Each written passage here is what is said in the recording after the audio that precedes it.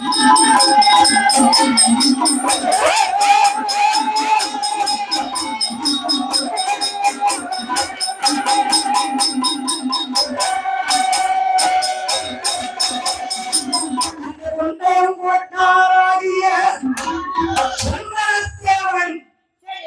வீர மரத்தியை திருப்பூட்டினார்.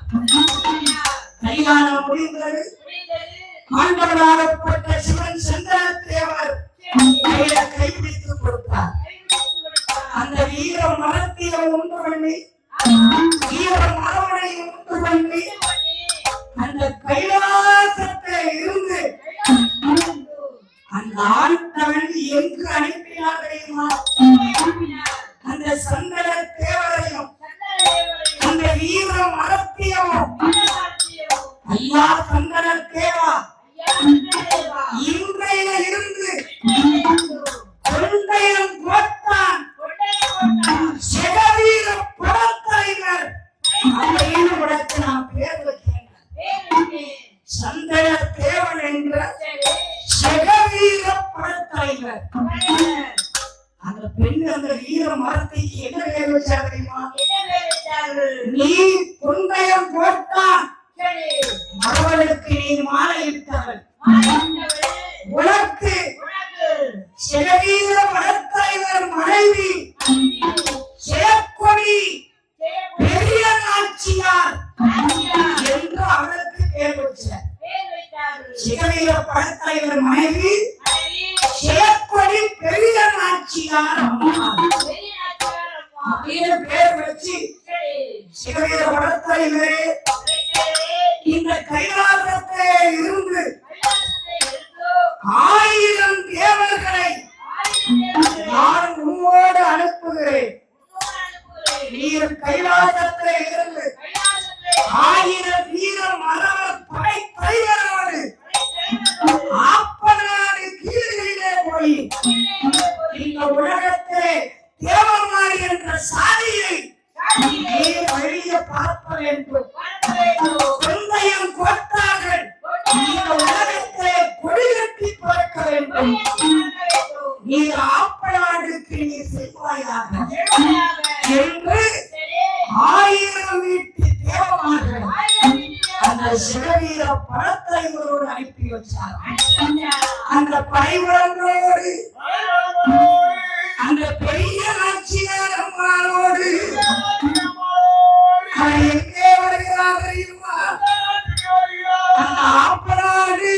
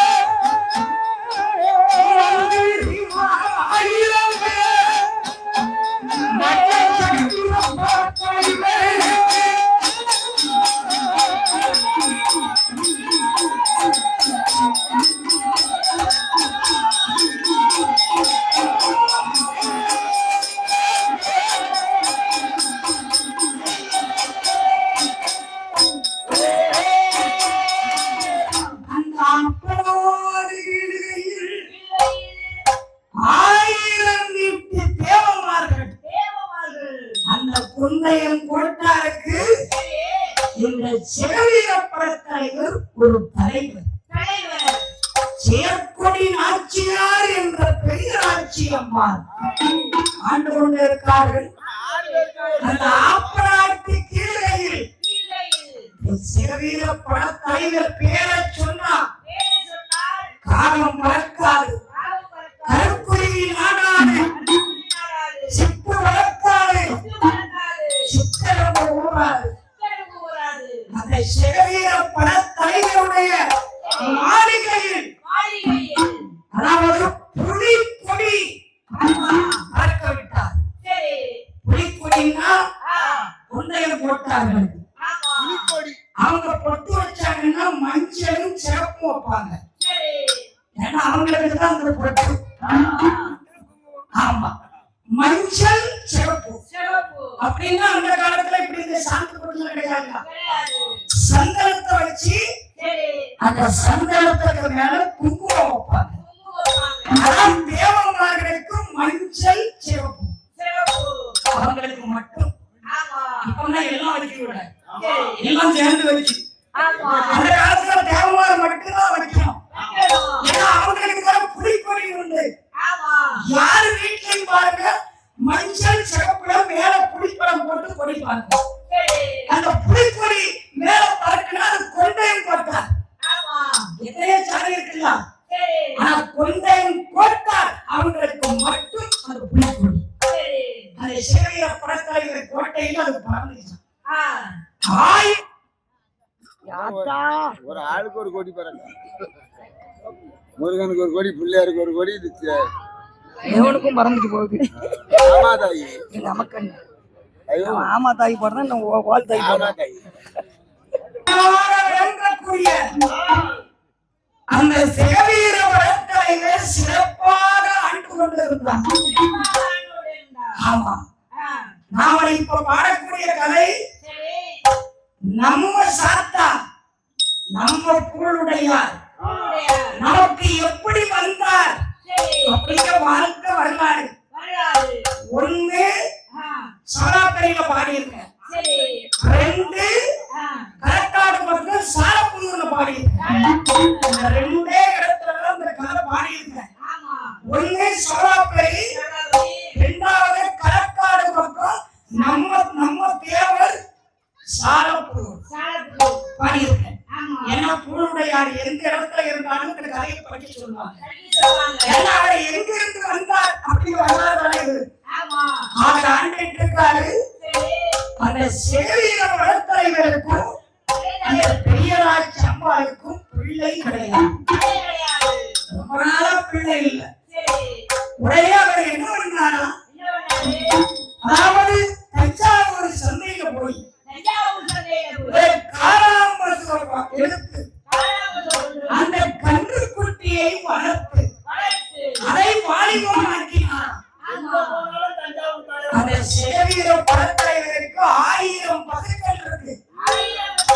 அந்த 1000 பசுக்களும் மலனாகவே இருந்துச்சு. அதனால இந்த காராம் பசு வளர்ந்து வாலிபமாயிடுச்சு. அந்த காராம் பசு அதாவது சிலையாகி ஒரு அற்புதமான ஒரு கன்று குட்டியை அந்த காராம் பசு ஈண்டுச்சான். உடனே ஈந்த மாடு காட்டுக்கு போவதில்லையா அன்புங்க. அது எத்தனை நாள் கழிச்சு காட்டுக்கு போவோம்? 10 நாளாவது கழிக்கும். அதனால அது வரைக்கும் அது காட்டுக்கு போகாது. இந்த அம்மா பெரியாட்சியார் அம்மா அந்த கன்று குட்டியை செல்லமா வளர்த்தாங்க. ஏன்னா அவங்களுக்கு பிள்ளை இல்லைன்னா அந்த கன்று குட்டியை வளர்த்திருக்காங்க. உடனே அந்த 1000 பசுக்களையும் இந்த காரா பசுவை மேய்ப்பதற்கு ஒரு மாடு மேய்ப்பாரு, அதாவது முத்துக்கவுண்டன் என்ற மாடு மேய்ப்பாரு. அந்த மாட்டு தொழுவு அவன் கையில ஒப்படைச்சிட்டாரு சேவீர படத்தலைவர். உடனே காலையில எழுந்திருப்பான், அவன் பட்டி தொழுவ துறப்பான், அந்த பசுமாடுகளை பத்துவான். அவன் எங்க கொண்டு வருவான் தெரியுமா? அந்த காலையேறி அந்த கண்டு கொண்டு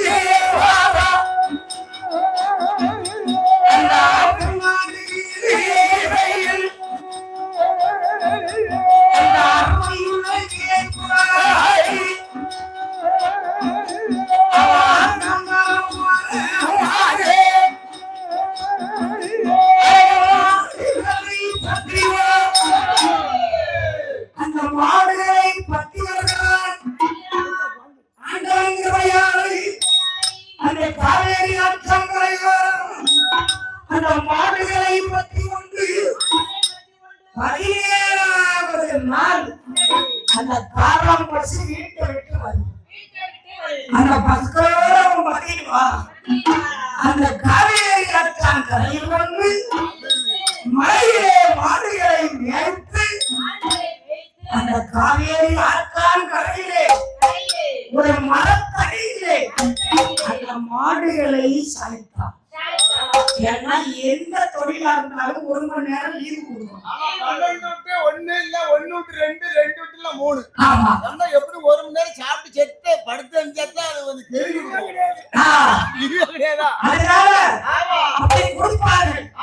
அந்த மாடு கைப்பாரையும் அந்த மரத்துல மாடுகளை சேர்த்து விட்டு அவன் அழகா தூங்கிட்டு 17வது நாள் அந்த காராம் பசு காட்டுக்கு வந்திருக்கு. இவன் தூங்குற நேரத்தில் இவன் தூங்குகிற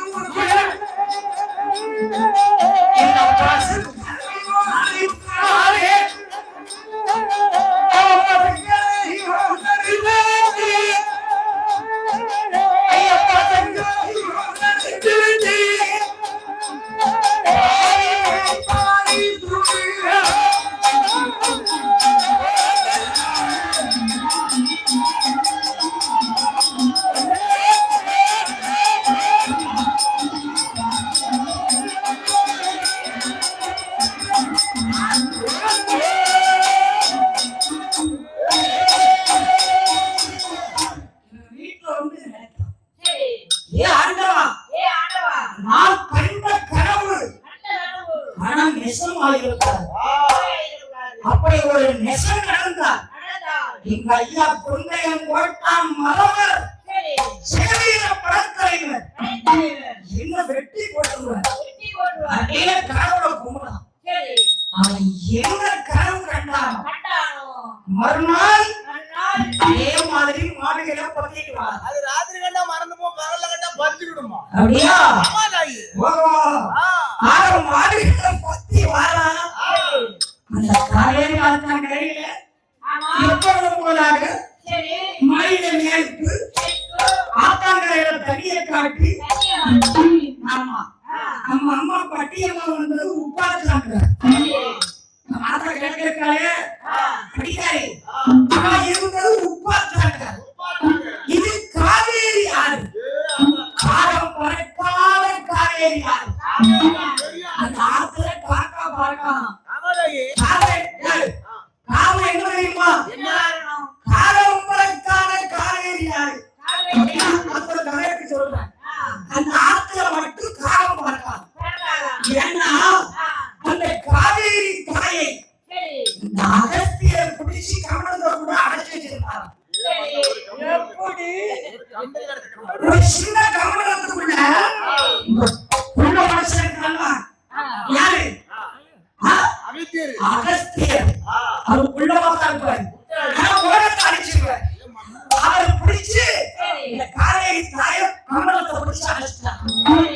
அடைச்சு காவேரி நீ யார்கிட்ட சண்டை நான் உன்னை பிடிச்சு அடைச்சிட்டோம் பார்த்தியா அப்படின்னு ஒரு பாறையில வச்சுட்டு இந்த அகஸ்தியர் அந்த புறம் போனார். உடனே இந்த விநாயகர் இப்படியே தும்பிக்கை ஆட்டுவார்களாம். நம்ம கைய தூக்கினாலே தும்பிக்கை மாதிரி இருக்கான் கை அப்படின்னு சொல்லிடுறாங்க. இந்த கைய தூக்கினா தும்பிக்கை மாதிரி இருக்கான். அந்த தும்பிக்கை வச்ச பிள்ளையார் இருக்காருல்ல, அவர் என்ன பண்ணாரு?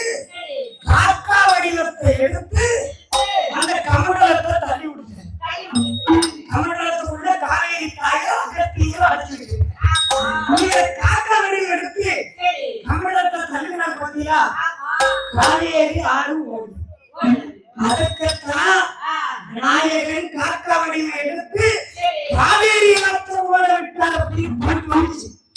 அந்த காக்கா வடிவத்துல அவரு ஓட விட்டதுனாலதான் அந்த காவேரி ஆத்துல காக்கா மட்டும் பார்க்காது, மத்த எல்லாம் மாட்டோம். ஆமா அந்த ஆத்துல தண்ணிய காட்டிட்டு மாடு மேற்பாடி மரத்தை அந்த மாட்டை சாட்சிட்டு இவன் எப்போதும் கூட தூங்குறான். இவன் தூங்குதான். இது திருட்டு மாடு இல்ல, மேய்ச்சலுக்கு அழைக்குது. இது கல்ல பசு அப்படியே அந்த மாடு மேய்ப்பாடி இந்த பசு எட்டி பார்க்குது. அந்த பத்தியா எந்த பசு? தஞ்சாவூர்ல பிடிச்ச காளான் பசு. இவன் படுத்துக்கிறவனை எட்டி பார்க்கு. காராமத்தை நினைக்கி ஏன் நம்ம ஆளு தூங்கிட்டான். என்னமோ போட்டானும் காராம் பசு.